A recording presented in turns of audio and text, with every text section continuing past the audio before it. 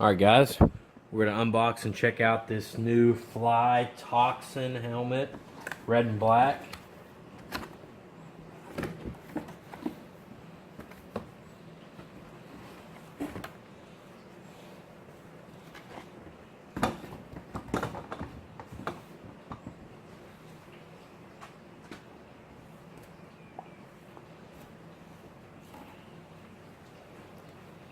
Wow.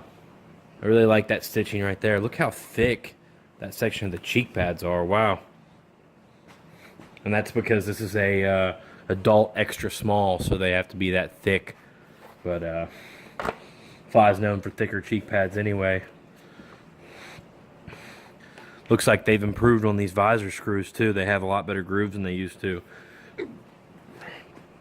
I really like that shape with the ridge around the bottom. It's got plenty of vents. Looks like 1, 2, 3, 5, 7, 9, 11. There's at least 13 vents on this thing, which is pretty cool.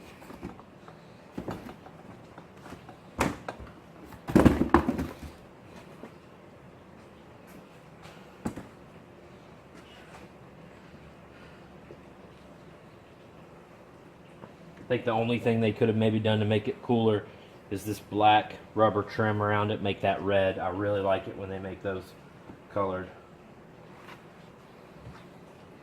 There's the rear view of it.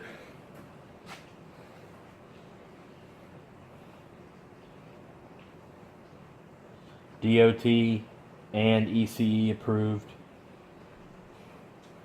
See, they did make the bottom rubber. They did make the bottom rubber black or red, but they didn't make this part red, which would have really set it off. That could maybe be a little brighter, but definitely a cool helmet for the price.